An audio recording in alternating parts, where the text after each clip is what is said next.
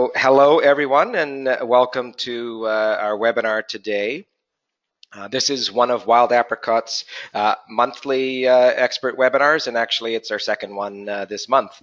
And today we're honored to have Rick Lent and Nancy Settle-Murphy on with us, and both are world-renowned experts on how to run meetings. And today they're going to show us how to lead great virtual meetings that actually get work done. Apparently that's possible. I'm personally looking forward to this webinar because our organization is two main offices in two different countries, and that means we often have to host online meetings. And I know that unless we follow sound guidelines, many of those meetings can descend into some chaos. It's hard to get everyone's attention, make good decisions, or sometimes any decisions really, and I'm sure many of you can identify with that. The good news is we'll have Rick and Nancy on shortly to teach us how to solve those problems. In the meantime, I want to introduce myself.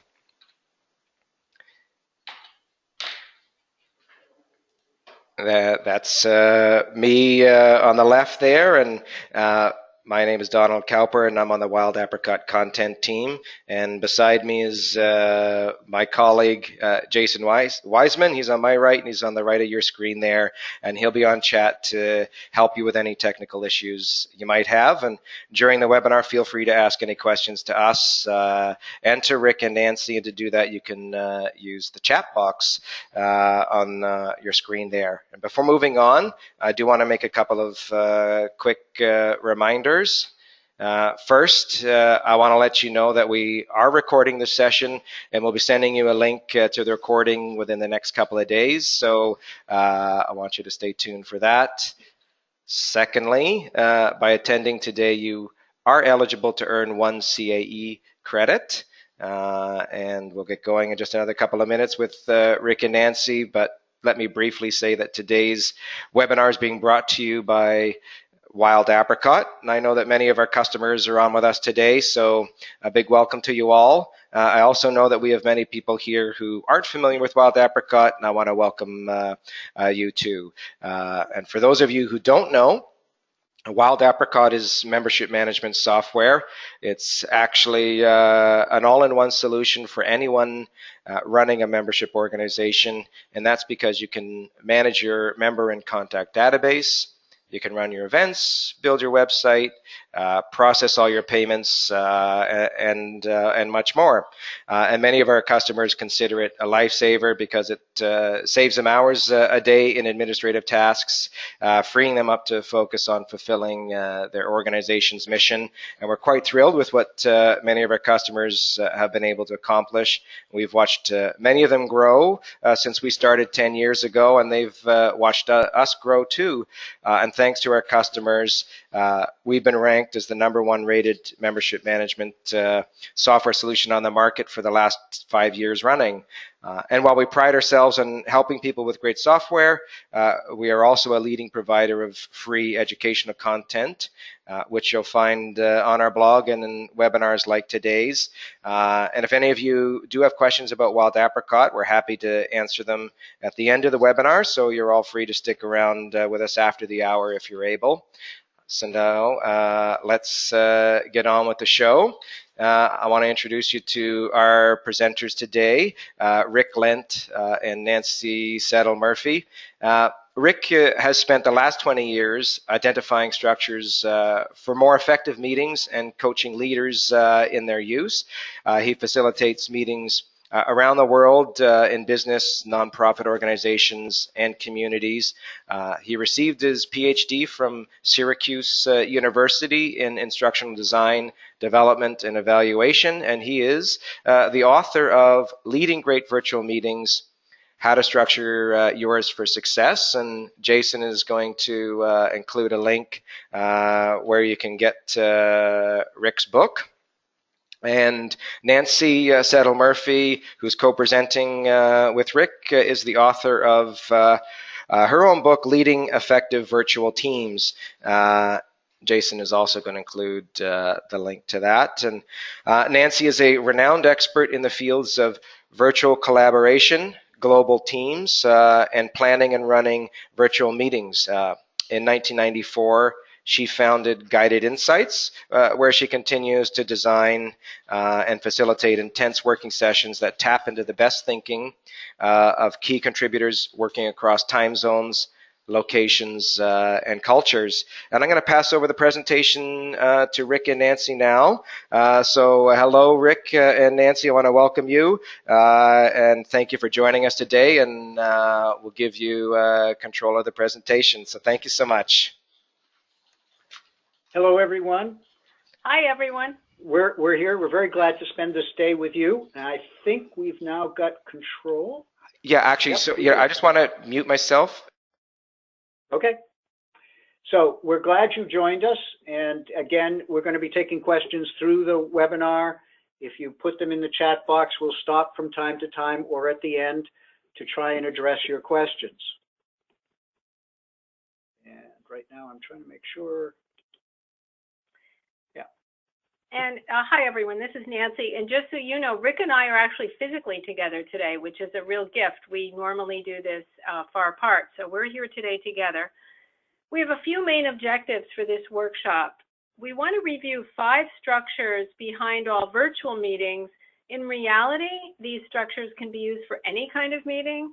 But given that virtual meetings, time tends to be much shorter and attention spans tend to be even shorter, some of these structures are particularly important in the virtual world. So we're going to be unpacking these structures and talking about how and why they can be applied differently when it comes to virtual meetings. And the one thing that we want to make sure is clear is that here today, we're not focused on technology. Everything that we will be talking about can work on any kind of virtual meeting platform, from the simplest to the most complex. So it's not technology dependent, and we won't really be addressing the pros and cons of different virtual meeting platforms. So we asked some questions on the registration survey. And we asked the question, what is your single greatest challenge when it comes to planning and leading virtual meetings? And you guys had so many different responses. So we looked through and we tried to think about which ones were said most often, what were the recurring themes. So this list you see is more or less in order of frequency. Keeping people engaged was #1 on the list, and that's going to be our focus today. Balancing participation, make sure that everyone has an equal chance to contribute. Staying focused, and that includes both the facilitator and the participants. Making sure people come prepared. And then managing differences. We refer to this, and Rick and I will both be commenting on those hybrid meetings where some people are in a room and some people are somewhere out there. That's one of the toughest situations. So let's start. Donald referred to some challenging meetings at Wild Apricot, perhaps, and I'm sure you all have your own challenging virtual meetings.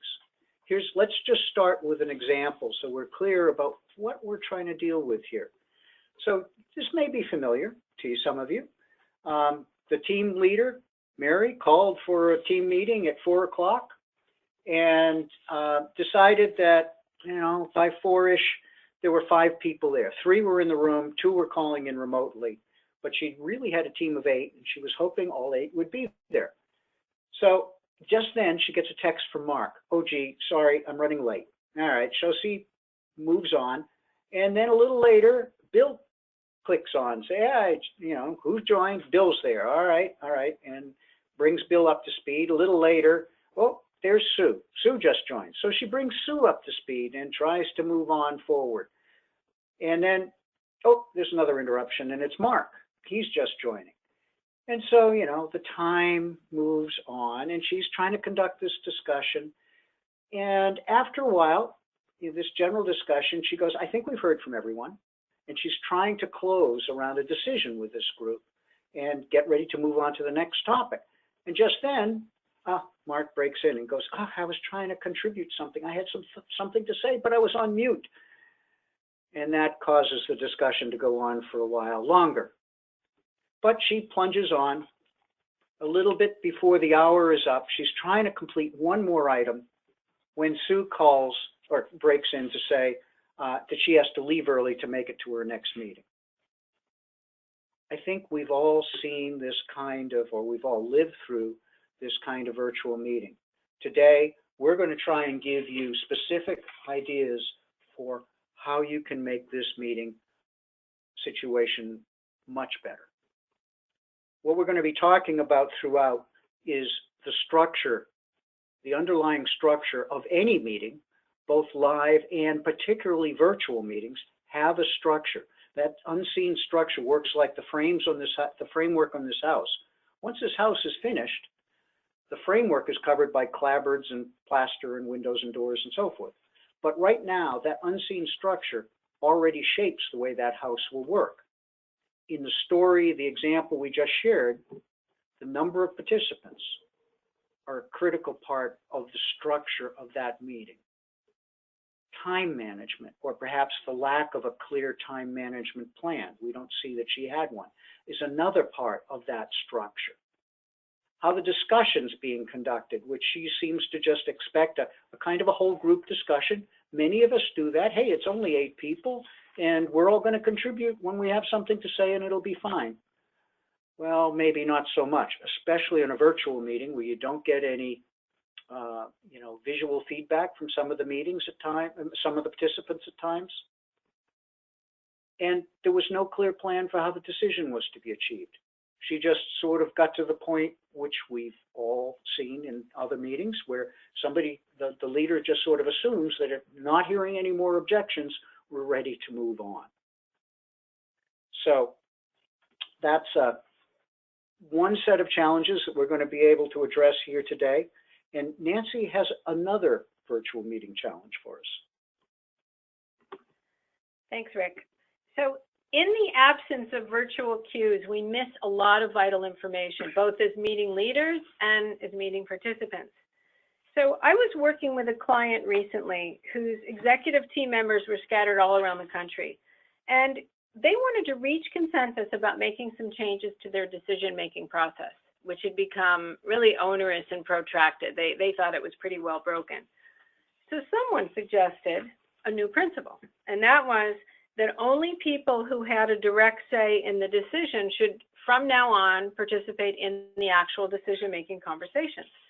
This was really countercultural. This was an organization that loved inclusion and total democracy and everything.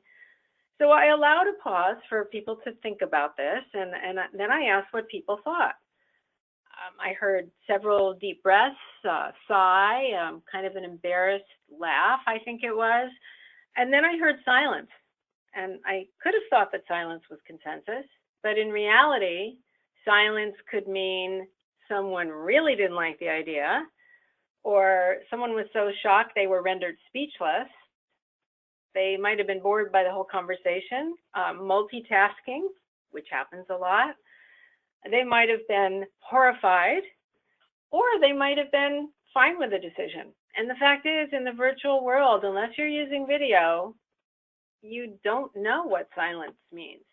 So in this case, I went on to pose a series of questions, and finally, and ultimately, everyone agreed, some a couple begrudgingly, to go along with this new principle, at least until the next meeting. And in that case, the point is that you need to find ways to compensate for the lack of visual cues, starting with the design. And we're going to take you through that process shortly. But first, I want to turn over the controls to Donald, who is going to give you a couple poll questions. Okay, thanks, Nancy. I've got controls, and for everyone watching, you may see something blocking out your screen. That's just my control interface there. We'll get rid of that after the poll. So, okay, we've got a couple of questions.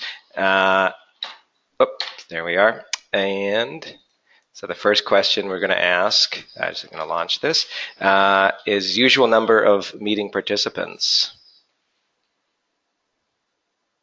If you could just click on the answer that makes sense for you. We'll just give people another few moments to answer. Yeah, some answers are still streaming in, so we're going to close it in just another few seconds. Okay, I'm going to close the poll, and I'm going to share the results. And Nancy, there you have it. Okay, well, it looks like 7 to 12 participants is a very popular response. And I would say that this is a generalization, but in my experience, that is about typical. I will say that the number of meeting participants really affects the design, and Rick and I will be going through that.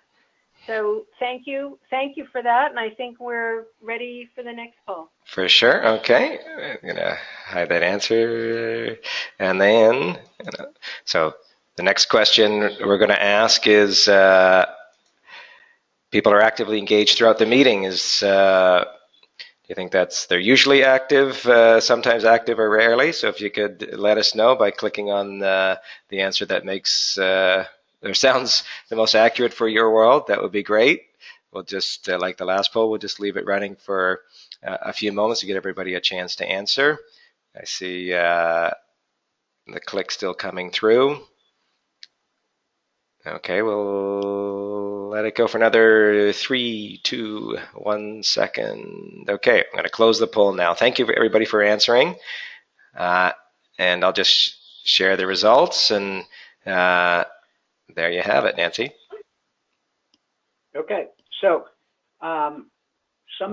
usually sometimes and rarely, in one sense or another, you could actually compare the results of this poll to the results of the previous poll, because once you get above 7-ish participants, which is why we mentioned that first, it becomes harder and harder for people to stay engaged. Mentally, you just know that you're not going to have much airtime, and so it's logical to just make sure that you're checking your email or doing something else. You're not engaged in the same way you would be if it was a small group. We just know that intuitively.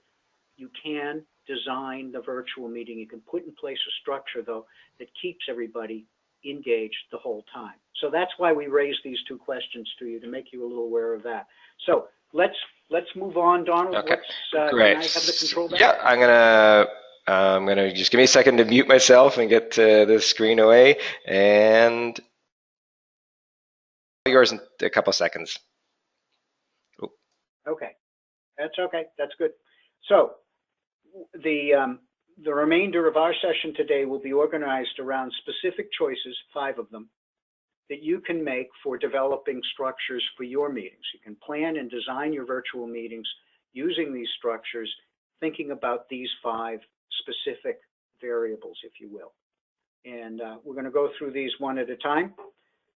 In the first one, am I here? Hello, come on. There we go. So the first choice, how you define the work of a meeting. Well, it might seem obvious that you should have an agenda, but boy, an agenda in a virtual meeting is about 10 times more important than it ever was in a face-to-face meeting, and it is very important in a face-to-face meeting, because you want to make sure that everybody really truly understands the work they are there to do, and a meeting is about doing work together, presumably. So each agenda item should be clearly focused. The subject is well defined. It's actionable by that group. There's nobody sort of on the call just because they're always on the call, but they don't really need to be there because there's nothing for them to do. It's timely.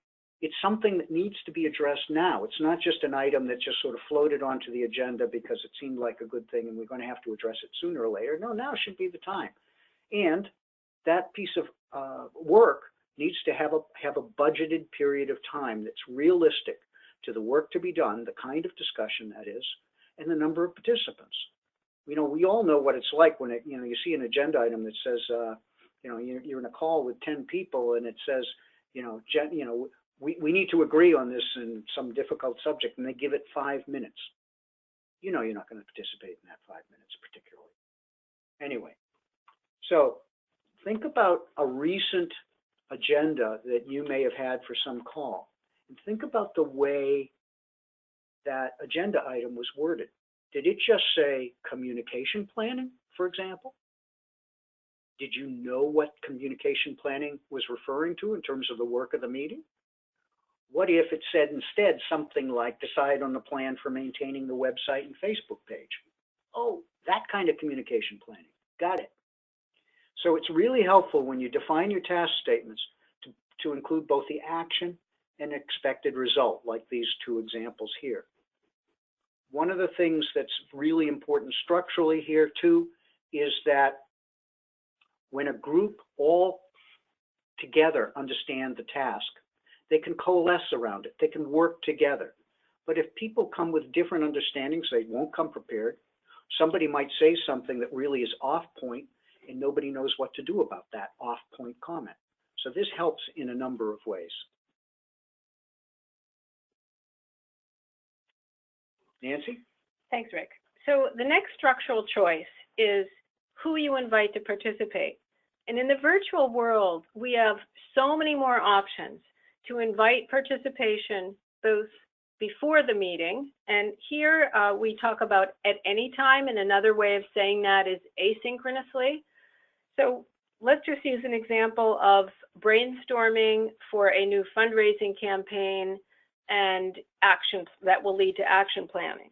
So for the brainstorming portion, we can have people participate through a survey online. We could create a shared Google Doc. We could set up electronic flip charts. We could have people send emails. We could interview people. There are lots of ways to get their input in advance. And we can invite any number of people.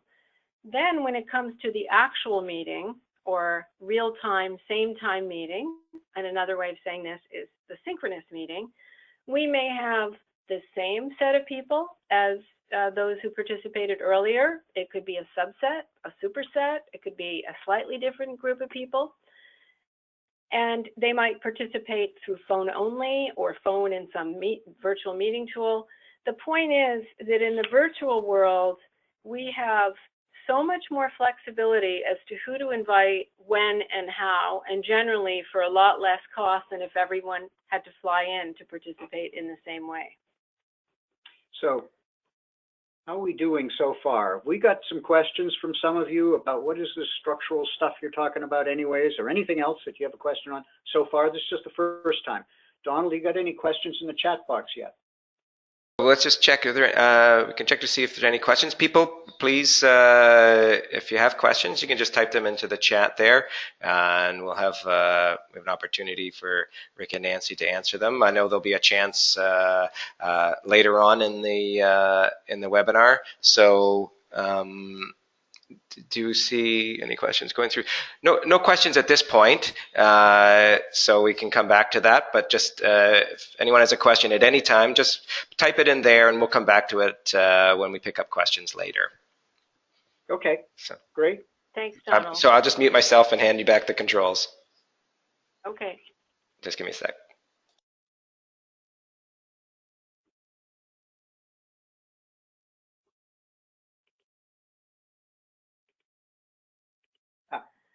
So how you design the discussion, that's the third structural component.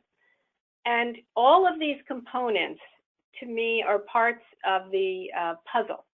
And it's all about maintaining engagement, because you can have the best content and best agenda, but if you don't keep people's attention, you're really nowhere. So the first question is, what type of conversation is needed? For example, is it problem solving? Is it decision making? Is it action planning? Will it be contentious? Will it be emotional? Different types of conversations call for very different structures and different amounts of time. Speaking of which, time constraints. Do we really only have an hour meeting? Could we have two 60-minute meetings? Can we have a 90-minute meeting spread out over a couple of 90-minute meetings spread out over a couple of weeks? What are the real-time constraints? And it's often okay to push back if you feel that for the type of conversation you need and your goals, you just can't make it work with the time constraints. Who's going to participate? What is their role? Are they decision makers? Are they providing input? Are they from different time zones, which affects when you start the meeting? What is their relationships? Do they know each other? Do they have strong relationships? Do they have some amount of friction. If you have a contentional or emotional conversation, the relationships become to matter much more. How important is preparation and pre-work? And if and will you require that for the discussion?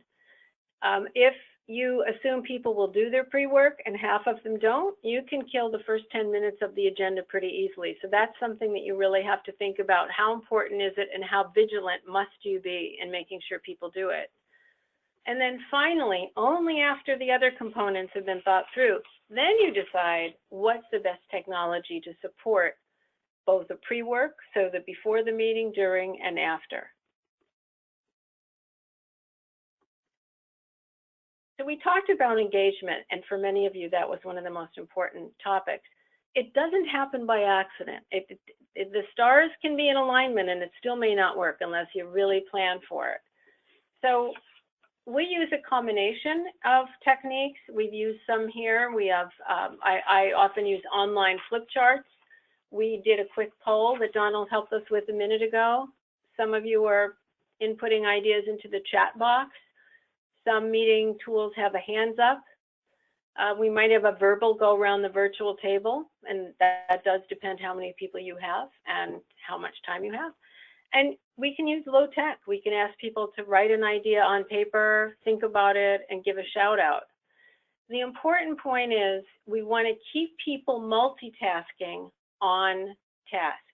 We want people to be doing something that contributes to the shared goals of the meeting. I do believe we've become hardwired to multitask, so let's leverage it in our meeting design.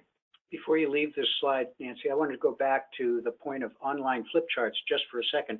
I could hear somebody going, online flip charts, whatever is that? They must be assuming technology there. Well, it could be as simple as a shared Google Doc that has the meeting agenda on it, and people are taking real-time notes on that agenda document, just like that all can see it, assuming they have a computer. They can sign into their Google Doc, their shared document, and that can work just like a flip chart would have in the meeting room. Great point.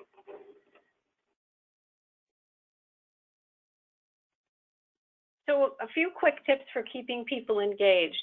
Rick talked about before the number of people, and in the example with Mary, there were about 8 people around the table. Depending on the conversation, that can even be too many. So think about the kind of conversation you need to have, and how many people can usefully contribute. In the virtual world, if I have to wait for 7 other people to contribute, I may go to email pretty quickly. So I would even say less than that for many virtual conversations. Be prepared with stimulating, provocative questions. Have them handy. It's very hard to think of them in the moment. So if you sense that energy is ebbing, quickly ask a question. Be prepared to paraphrase. So someone might be going on and on and on, and it might be an important point, but you sense that others are going to sleep or doing their email. You can jump in with an apology and ask the person permission to paraphrase, and that has a way of just shifting the energy, and then it actually gives you back the virtual mic or someone else around the table. Assign meeting roles. One of my clients has the role of action master, timekeeper, meeting host, meeting facilitator, and a new one I've just heard about is candor advocate. So the person who talks about the elephant on the table that no one else will talk about, and that's their role, and that can shift each time. And then balanced participation. Really important that not one person or couple people dominate, because that does have a way of disengaging the rest. So quick low-tech example of a way of making participants visible and creating that sense of presence. In this case, I had my clients send me JPEG files of their photographs, and I put them around a virtual table in a slide, and then I sent this out to them both as a PDF file. I also had it in the virtual conference room. So we all could see it during this session. I also keep a printed copy, and I use it as a map to make sure I know who's there, who's participated, etc. So this is a very handy tool. I've heard from several people that have seen this tip from Nancy before, that this was one of the single best ideas she gave them. And it's so simple, especially that idea of just, even if you only just print out one for yourself, if you're running the meeting and one part of this, and you just put a little check mark beside each person as they speak, and you know that you've heard from everybody. Yeah, it's a great tool. It's also a way, if I want to do a quick go round, that I can start, let's say, at 9 o'clock or start at 3 o'clock, go counterclockwise one way, clockwise the other. So it's a very handy tool. So a fourth structural element, how time will be spent. 80-20 rule, and by this, and this is challenging for many people, but of the time you have available, make sure that people can participate actively, one way or another, about 80% of the time, versus passive. An example of passive would be listening to someone's slide presentation or listening to status reports from a number of people. Make sure you've built in enough time for pausing, reflection, paraphrasing, and in the case of different native languages, translating. People do need time to translate in and out of local language. About half of the world are introverts, and we introverts need some time to think and reflect. So make sure you build in some time for that as well. Shift activities and energy every 5 to 7 minutes roughly. This could mean simply, like Rick and I are being a tag team. It could mean changing voice. It could be going from a series of questions to a quick poll. It's just, this is a way to keep people interested and engaged.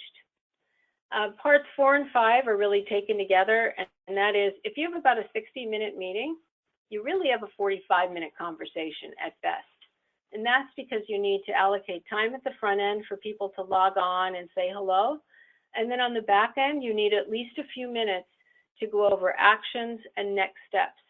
If you wait until you send out the meeting minutes, in the virtual world in particular, those commitments, those actions have a funny way of disappearing. I'd like to go back, though, and stress one thing you just said, Nancy.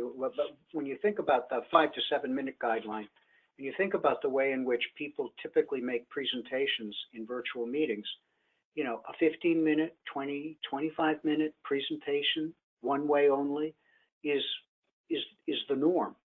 And I find you really do have to work hard to coach whoever is doing that presentation and say, no, really, I'd like you to keep it under 10 minutes. How about 7 or 8 minutes tops? Here's why.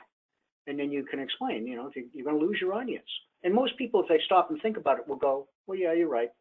I'd zone out after 7 or 8 minutes too. So. And that's really tightly connected to the need for people to do pre-work. And if, so for example, in that case that Rick just talked about, send slides in advance and have person talk about the top 3 highlights. Don't have people start with slides. It is a good way to send people to email. So, few tips for designing an agenda. For a really important meeting, I always create a storyboard, and that's a simple Word document with columns where I have the objectives, how I'm going to achieve the objectives, the level and type of engagement we want from participants, and how long each will take. The agenda we have for today's meeting is achingly detailed, and I think that's really critical. Set aside time for intros. This is one I just want to pause on for a minute. You need to make a decision each time. How important are intros? Must they be made verbally? How many people need to make intros? And are there different ways? So for example, with a virtual meeting tool, you might be able to see all the participants on one part of the screen so you know who's there anyway. Or you might have people make intros in advance, and then when they get on, they just have to say their name. So there's no wrong or right, but it takes time, especially when there are a lot of people. And then if you use some kind of virtual meeting tool, it could be like we're using here, GoToMeeting, a chat box, it takes time for people to answer a question and then read what others have said. So don't force people to think and listen and type at the same time. It's just too difficult. And so in that regard, we're going to give you a chance to type, I think, and type. You've been listening to us. What questions do you have? We got a couple minutes here. We're going to stop again later, but I wanted to know if we got any questions partway through here. Yep, it's Donald coming back. We do have quite a few questions, so we'll take a few now. It's an interesting question. How would you suggest explaining a new process for online meetings to the team or the board? That's a great question. I'll let Nancy address it too. But I would say I would make relatively little fuss about it. I would say if it was me and I came back from this webinar and I wanted to run a meeting next week differently than I usually do, I would probably say something like, you know, I've been reflecting on and learning some new things about how to improve our virtual meetings. Let's get to work. You may see some different things, but let's get to work. So let's go through the agenda now and so forth and go through it. I would not stop and say something like, hey, one of the things we're going to be using today is go around, because that keeps everybody engaged. And in a go around, we do the following thing. And I had great advice from my consultant that was a good thing to do. What's going to happen is people are going to push back and they're going, oh, no. We know how to meet. Let's just talk. Come on, let's keep going. If you start describing one of the processes that you want to change in detail, people normally will just sort of say, no, we don't need to bother to do that. But all the things that we're talking about are, remember, they're invisible. They're easy to use. They naturally enable a different kind of behavior, and people will just do them. If you stop and say, let's take 5 minutes or a couple of minutes for reflection, they'll do it. You don't have to explain why, etc. I think you. Okay, you get the next question. I think you pretty much covered it. Okay, you get the next question. You sort of introduced this up front, but how do you deal with people entering meetings late and having to leave early, even if you follow all the practices? That's a great question. So I have a pretty steadfast rule. I don't catch up latecomers. Because I just think that's really disrespectful for everyone who came on time. So if someone comes on late and says, oh, what did I miss? Or can you catch me up? I will just say, I will be able to talk to you offline, or we'll cover that in the meeting notes. Or if there was a slide set, I can say, why don't you flip through the first few slides? We're already on number 4. So I'm diplomatic. I am welcoming, but I do not backtrack for so many different reasons. And then if someone has to leave early, I usually do ask at the beginning of a virtual meeting or even in advance, if anyone has to leave early. What's that?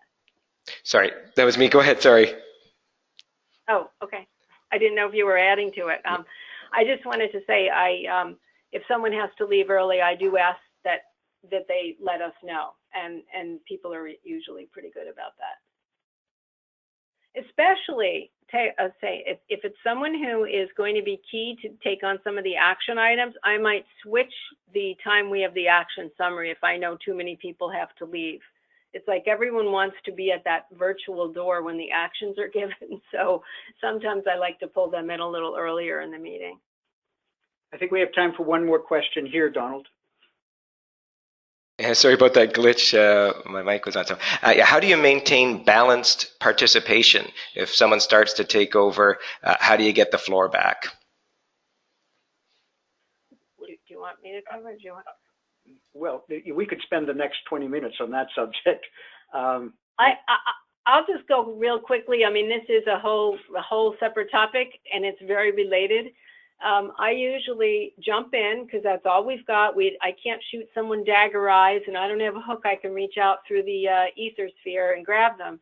So I will apologize for breaking in, and I will try to summarize the key point that they had, thank them for their contribution, and then I will usually turn and say, so let's hear what others have to say. Why don't we, Rick, could we start with you and pass it on? Yeah, that's good, and that's easy to do. Here's a couple of other quick structural tips you could use. One is to give everybody a moment's reflection on the question that's on the table before the first comment comes out.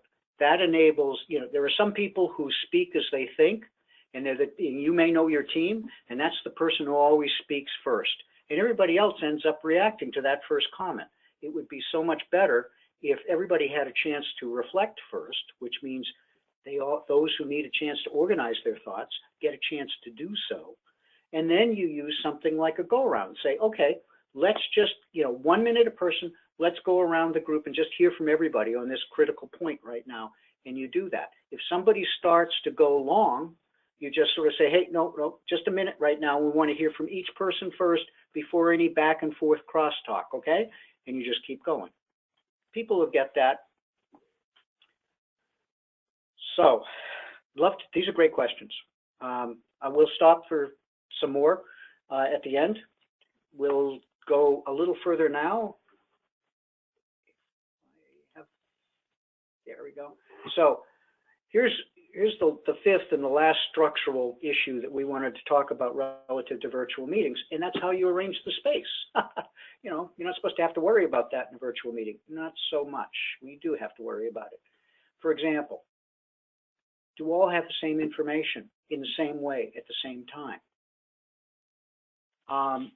Do all have, we just talked about time to read and reflect on what's presented before discussion, either through pre-work or actually stopping in the course of the meeting to give everybody a chance to catch up. Are some participants in one room together as opposed to some are remote and some are physically together? I suspect you've all been in meetings where you have a couple of truly virtual participants while everybody else is in one room together. The remote participants don't have the same information in the same form or medium. They're at a clear disadvantage. To avoid this, maybe you should make everybody call in remote. Send them back down the hall to their offices. Some other tips here. Avoid the use of mute. We had that come up in the first story I shared. Lots of times people forget they're on mute and they don't realize they're not able to break in and contribute when it would be important for them to do so. It's also using mute is a great way for people to parallel process. So if they're not on mute, they're with you. But that means you have to ask everyone to be in a quiet space and or use the headset. Try to avoid the speakerphone because obviously that picks up a lot of surrounding noise, particularly when people are gathered in several small groups. It's just very awkward. Have everybody pick up a phone, an individual phone, and obviously avoid lots of noise and background.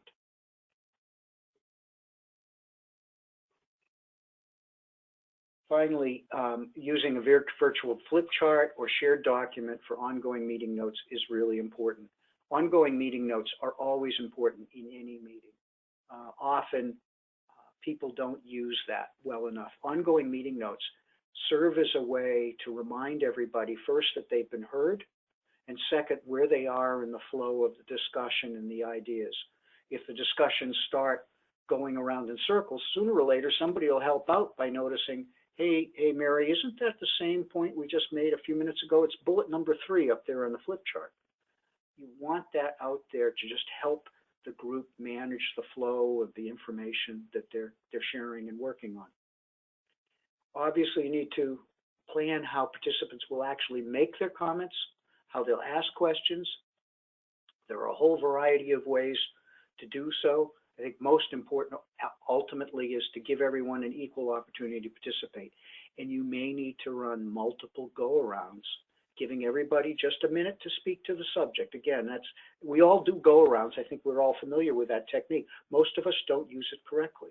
We start a go-around, 1 or 2 people start talking, and the next thing you know, it just sort of dissolves into general discussion. No, hear from everybody first, then continue on. Nancy? Yep. So Rick touched upon this a minute ago, what we call these hybrid meetings, a situation where you have a cluster of people in the room and several people somewhere else. And so couple things I wanted to point out that make these especially challenging, and some tips for bridging some of the gaps and really creating a more level playing field. Make sure the sound quality is great, and especially in the room. And if you don't have those little satellite speakers on a speakerphone, make sure the people in the room who are talking are positioned in front of the speakers so that people on the phone can hear, and test that out in advance or at the start of the call. When you're doing a go round, if it's a verbal go round, call on remote people first. It just makes it so easy to remember they're there if you just default to the people who aren't in the room first. Especially for the people in the room, say your name before speaking, because we're the ones who typically forget to do that because we can see each other. Minimize the time people really need to be on the phone. If let's say a critical mass of people is meeting for 2 or 3 hours, don't make people hang on the phone for 2 or 3 hours. Think about how to structure the agenda to get their input or involvement, maybe at the beginning, at the end, in the middle, but don't make them, that's just cruel punishment. And it also saps the energy of the people in the room because it represents a compromise for everyone.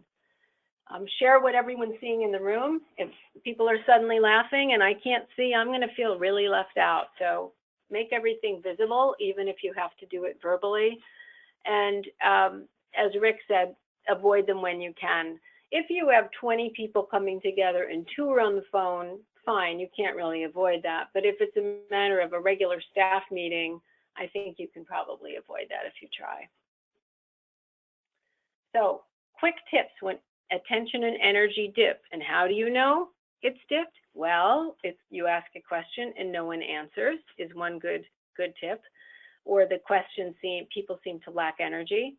So one idea, and Rick talked quite a bit about go-rounds, and I'm going to say in the virtual world, you may not be able to do it verbally, depending how many people are on, but let's just assume you can.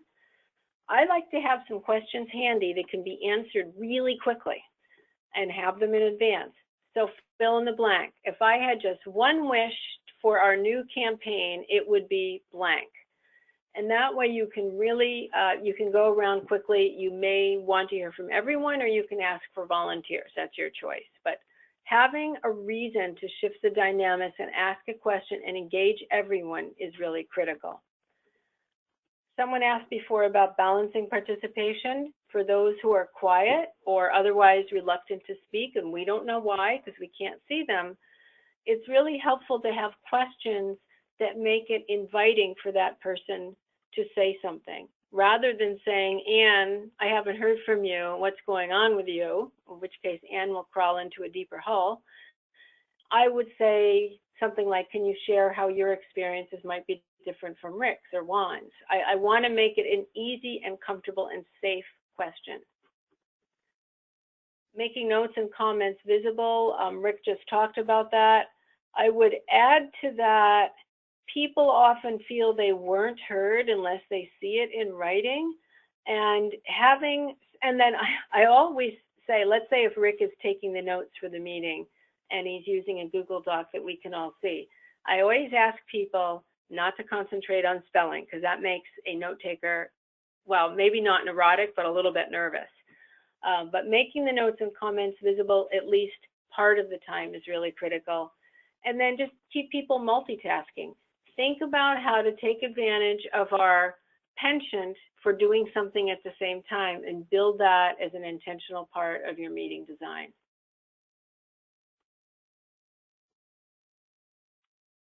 So those are the tips and tools for structuring virtual meetings that we wanted to share with you today.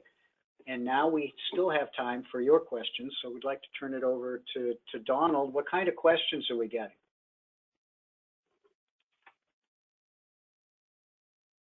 Yeah, so we've got quite a few questions. We'll try to get through as many as we can. We're sort of 10 minutes to the hour, so thanks everybody for asking some great questions. So I love this one. Any best practices on engaging introverts without putting the introverts on the spot or having prolonged silences, which might compel extroverts to talk to fill the silence? So if you have any thoughts on that, Rick or Nancy. Well, I'd go back to the suggestion I made a while ago when you were trying to control the extrovert, the person who talked a lot, and I suggested you just, after you've put the question or the proposal on you've introduced that to the meeting, ask everybody to just take a moment and reflect, take a few moments to make any notes they need. And then you say, all right, now I'd like to begin, let's say, a go around. I'd like to hear from different people. Just that alone will enable you to balance the energy and the thinking and the ability to contribute of the introverts with the extroverts. Yeah, I love that idea. And just to add to that, a couple of things. One is if you are using some kind of virtual meeting tool like we are here, or there are any number of ones where people can type in ideas, typing in, inviting people to type is a great way to balance participation, because that way everybody has an equal voice. The other thing I was going to say, if there is silence, dead silence, which can feel like 10 minutes, even if it's 5 seconds, I will sometimes just note, I asked a question that I had expected some responses to, and I'm really not sure what to make of this silence. And then I shut up. And then if still no one talks, I say, can someone help me figure out what's going on? And almost always someone will come to our rescue. Right. Yeah, that's great. Great insights there. So those are things that we'll practice here. So thank you so much. And how do you answer to people who say they don't have time to do this much meeting prep? That's a common one, I'm sure. But you do have time to ask everybody to spend their time in your meeting in an inefficient or ineffective manner. Man, that's tough. So here's something that I do. I believe that one of the best ways to persuade someone to do pre-work, I have a couple of tips. One is always let them know why they're doing it and how it will be used in the meeting. I like to direct them to say, if you don't have time to read the whole whatever, let's say report, please focus on the slides 3 to 5. So I try to direct their focus. I give them a tiny bit of homework, and it might be something as easy as, we will be starting the meeting hearing your top 3 ahas based on what you've read. Be prepared to dive in immediately. So that gives them a heads up that they're going to be left behind if they don't do at least the minimum of pre-work. And by asking them to do a tiny bit of homework, it hugely increases their likelihood of participation. And the other way I heard that question, and I'm not sure what the intent was that the person asking it in this hypothetical question here is the leader who's planning the virtual meeting. How can I possibly get time to do all this planning and preparing? I've got so many meetings as it is, and I've got to take time to run this meeting and so forth. My response to that, which I hear frequently, is that, taking the time, I mean, this is your job. As a leader, you get work done through the meetings you hold. The question is, are you using other people's time well? What if you ran a meeting that actually got the work done and accomplished in the first session, got it done effectively and efficiently in 45 minutes, let's say, whereas if you don't take the time to plan out how you're going to contribute, how people are going to make a decision and so forth, it might run out over multiple meetings over time. There's a famous story from GM. This has been reported in the press, so I'm not pointing fingers at this company. So it's not fake news? It's not fake news. Okay. Where the style of their meetings was such that, and these were usually face-to-face meetings, but would work easily for virtual meetings. The style of their meetings was the leader would go, okay, so we're all agreed then? And, people would sort of nod around the table or whatever. They'd be silent. And then the meeting would be called to an end. And then that decision lasted about 5 minutes after the meeting, after everybody left the meeting room, because everybody looked at each other. Did you agree to that? No, I didn't agree. What did you think? Oh, I think we better put that back on the agenda. So it's worth a lot. you take the time. Next question. Yeah, What else you got, Don? Yeah, so this is a question for Nancy. When you were talking about assigning roles, can you relist them? Just for everybody to know that we are going to send an email with a list, with a link to the recording and the slides, so you do get an opportunity to go back and see any of the content that you haven't seen. But Nancy, if you just want to mention what those key roles were. Sure. And this was actually, I'll give you an example from one of my clients. And I just want to say I write e-zine articles, and there's one that actually gives the templates from the client, which was so helpful. So one is timekeeper. Do we start on time? And let's say Rick and I here are together, but if we're virtual from each other, maybe we use some kind of instant messaging back channel to keep each other on time. One is the agenda master, or I'm sorry, the action master. And this I thought was brilliant, where the person who keeps track of all the actions, both verbally and in writing during the meeting, and then chases people down before the next meeting. And so that person has a critical role, and they're all rotated. So no one person has to do that all the time. Another one is meeting host. So the person who gets on, logs on early, makes sure everything is working properly, welcomes people, asks some kind of a check-in question before the official meeting, and then the role of facilitator.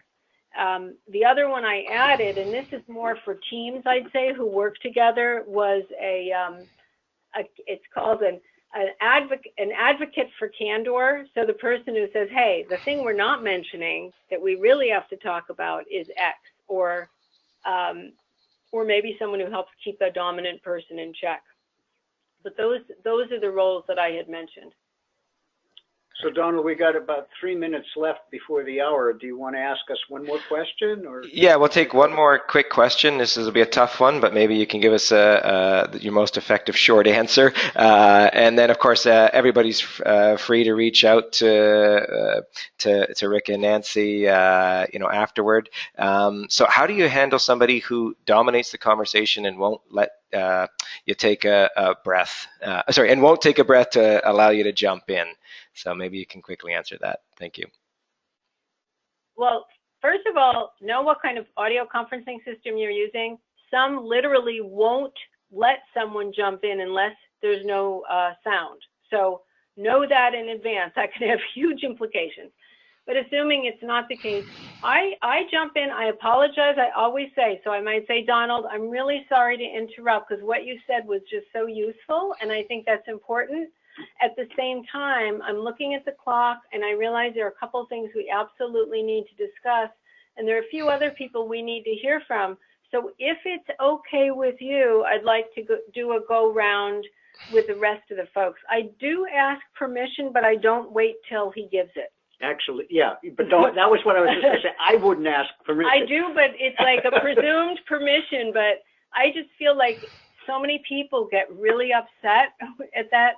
So I try to kind of kowtow in a way, but as I'm doing that, I'm pulling the mic out of their tight little fists and handing it back to others.